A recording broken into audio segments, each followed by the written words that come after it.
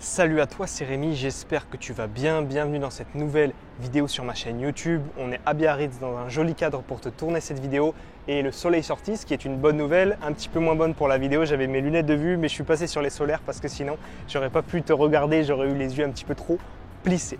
Peu importe, je referme cette parenthèse et je vais parler du sujet de cette vidéo, comment investir dans l'immobilier quand tu as une ville qui est trop chère. Donc cette vidéo, je te la fais à Biarritz parce que c'est une ville très chère. C'est aussi ici que j'ai eu l'idée de te faire cette vidéo et je t'en avais déjà parlé dans une vidéo il y a 2 ans et demi à peu près. Et j'étais justement à Biarritz quand je t'avais fait cette vidéo. Et l'idée, c'était de parler du prix au mètre carré qui ici en 2019 était à peu près de 6 000 € pour un appartement en centre-ville et qui est quasiment à 10 000 € aujourd'hui. Donc les augmentations de prix sont énormes. Et en parallèle, si tu veux, le parallèle à ça, c'est quoi? C'est que je reçois énormément de messages me disant « Rémi, je veux investir dans l'immobilier, mais ma ville est trop chère. Mais je ne vais pas faire de cash flow, mais les prix de l'achat au mètre carré sont trop élevés. Que faire? Comment faire pour débuter ?» Donc, je vais te donner plusieurs points dans cette vidéo justement pour t'aider à gérer ce souci-là que tu peux rencontrer. Le premier point qui va être très simple et très basique, mais t'inquiète pas, il y en aura d'autres qui t'expliqueront comment rester dans ta ville, c'est justement de t'éloigner. De t'éloigner de ta ville si tu es en plein centre de Toulouse, en plein centre de Bordeaux ou même à Paris. Je connais des investisseurs, beaucoup d'investisseurs qui sont à Paris dans des régions bien trop chères. C'est tout simplement de t'éloigner pour avoir des prix au mètre carré qui sont plus faibles, tout simplement.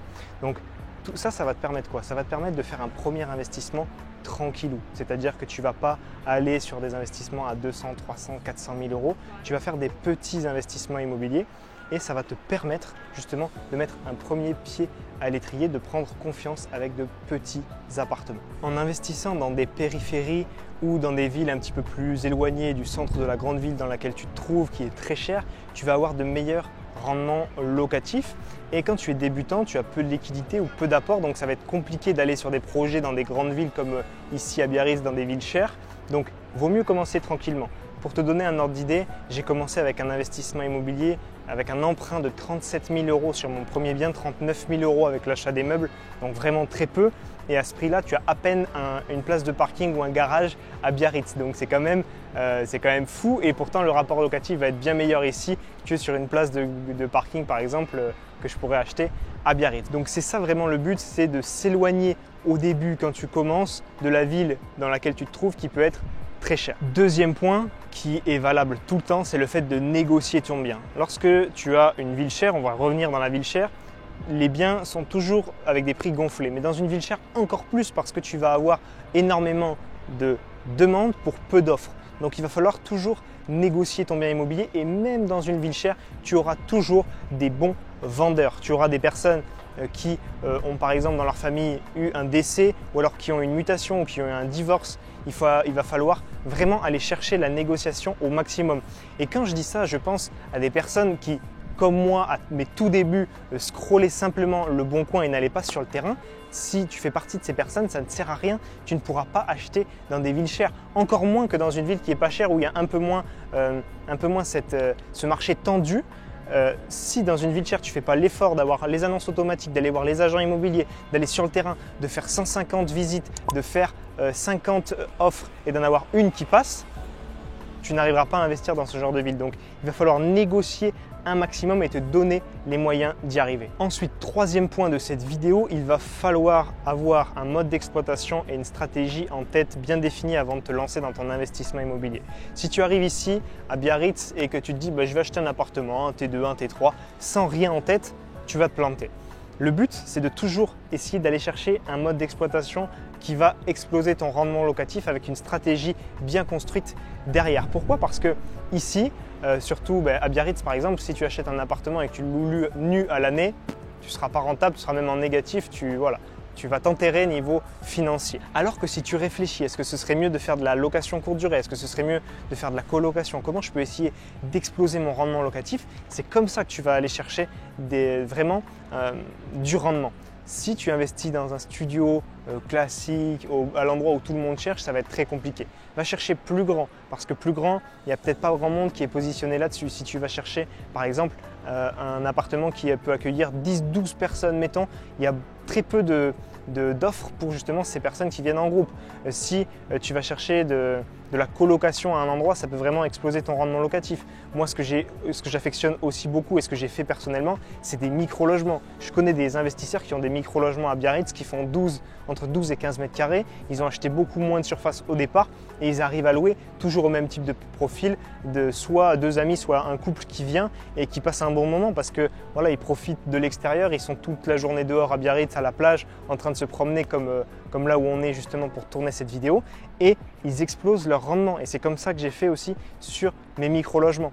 Je connais aussi également un investisseur qui investit justement à Biarritz, hypercentre de Biarritz, Bidart, Anglette, Saint-Jean-de-Luz, donc vraiment quelqu'un de costaud niveau immobilier et il arrive à faire de l'argent ici. Pourquoi? Parce que déjà il est à un certain stade, il a des liquidités, il peut dégainer vite s'il y a des ventes et aussi parce qu'il a des locations courte durée qui tournent à plein régime, qui sont haut de gamme quand on arrive, justement on est chez lui justement pour notre séjour là, c'est nickel, c'est toujours ultra clean, ultra propre.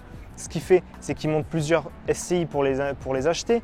Il a acheté des appartements à 4, 5, 6 000 euros du mètre carré. Il en a revendu certains à plus de 10 000 euros du mètre carré. Donc, il fait de l'argent quand il loue, mais il fait également de l'argent à la revente. Donc, il y a toujours des moyens de s'en sortir, même dans une ville chère. Ensuite, quatrième point qui est primordial, et on ne va pas trop s'étendre sur le sujet parce que tu sais que c'est comme ça que tu vas pouvoir aller dans une ville chère, enchaîner et puis aller vers des très gros projets, c'est l'association. Que ce soit via une SCI, en indivision, en nom propre, peu importe, tu vas pouvoir emprunter à 2, 3, 4, 5, tu vas pouvoir aller chercher des crédits immobiliers beaucoup plus importants que si tu y étais allé tout seul, tout simplement, et tu vas pouvoir aller chercher des appartements dans des villes chères. Donc ça, c'est très important et on passe tous par là quand on est investisseur immobilier et qu'on veut atteindre un certain cap, ça passe par l'association. Et enfin, dernier point, le cinquième, c'est d'aller résoudre des problème. Allez voir ce que les autres ne voient pas comme potentiel dans un bien immobilier. Je te prends un exemple. On a été dans un Airbnb déjà à Biarritz, j'en ai fait énormément, donc je vais t'en parler de certains. Il y en avait un où la personne avait acheté avec une cave en dessous, si tu veux, et en fait, cette cave n'était pas du tout exploitée, utilisée, et lui, il y a fait un salon, il y a fait une chambre, etc. Donc, il a vraiment optimisé cet espace et ces mètres carrés qui n'étaient pas du tout vendus au même prix que des mètres carrés à usage d'habitation. Je connais aussi un autre Airbnb où il y avait, on va dire, un rez-de-chaussée et puis un entresol dessous. Et en fait, ce qu'ils ont fait, donc déjà l'entresol, ça s'achète moins cher. Et en plus, dans l'entresol, au niveau du bas, si tu veux, il y avait un espèce de couloir qui était mal conçu, où il y avait de la place en fait. Et c'était un peu perdu. Et en fait, les gens, ce qu'ils ont fait, c'est que tout simplement, ils ont mis un lit superposé, donc une place au-dessus, une place au-dessous, une place au-dessus. Ça prend pas trop de place, c'est dans le couloir, mais en même temps, c'est assez large.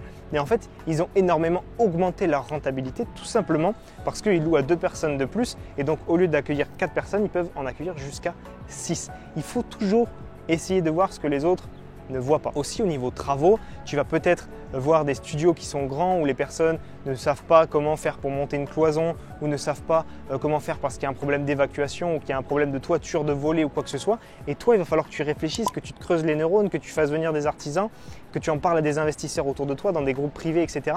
pour trouver, voir ce que les autres ne voient pas et trouver comment rendre cet appartement un petit peu pourri, un petit peu dans son jus dont personne ne veut, en faire une pépite très rentable pour la location. Tu as d'autres tips aussi pour gagner des mètres carrés et puis en même temps gagner en rentabilité. Ça va être couvrir une terrasse, transformer en garage, en habitation, transformer des mètres carrés d'un grenier qui ne servait à rien, et bien, tu peux les transformer et y faire à l'intérieur des chambres, des studios, etc. Tu as plein de choses à voir. Je sais que quand je vais dans un endroit, je discute tout le temps immobilier. J'étais dans les Pyrénées en vacances il n'y a pas longtemps également. Et puis, il y a une personne qui m'a dit, cette personne, il a acheté un terrain. Sur le terrain, il a implanté des yourtes, des espèces de tentes là, où tu as une super vue. Il propose aussi de leur faire à manger, etc. Je connais aussi dans les Pyrénées une personne qui loue une espèce de cabane pour les paysans, pour les personnes qui montent les moutons, etc. Il l'a achetée, elle est à lui, et puis à l'intérieur, il a fait venir l'eau avec une source, et puis il a mis tout ce qu'il fallait, et ça se loue hyper cher parce que c'est vraiment de la qualité, et en même temps, si tu veux, les personnes, ils cherchent de l'atypique. Donc, il y a toujours des solutions, où que tu sois dans une ville chère, dans une ville un peu moins chère, en campagne, peu importe, il y aura toujours des moyens de louer cher et je ne veux plus recevoir, même si je sais que j'en recevrai toujours, ce message Rémi, je ne peux pas faire de cash flow, l'appartement que je vois, les calculs ça passe pas. Non, arrête, pose-toi, donne-toi les moyens et trouve des solutions aux problèmes. Nous arrivons maintenant à la fin de cette vidéo. J'espère qu'elle t'a plu. Si c'est le cas, pense à la liker. C'est comme ça que tu pourras me montrer si tu aimes mon travail et puis que je continue justement à te faire un maximum de vidéos. Pense à t'abonner à cette chaîne. Vous êtes seulement entre 20 et 30% à être abonné et à regarder cette chaîne. Il y en a beaucoup, il y en a 60-70% qui ne sont pas abonnés. Donc n'hésite pas à t'abonner, c'est complètement gratuit et tu auras toutes les notifications de mes prochaines vidéos lorsqu'elles sortent tout simplement. Donc si tu veux te lancer dans l'immobilier rentable de façon gratuite dès maintenant, je t'invite à regarder dans le lien qui se trouve dans la description ou cliquer immédiatement sur le petit carré qui va s'afficher juste ici. Ça t'enverra directement vers 1 heure de formation sur l'immobilier, comment investir en toute sécurité et faire de l'immobilier rentable. On se voit tous les deux de l'autre côté dans ton espace de formation privé. C'était Rémi. À très vite. Ciao, ciao.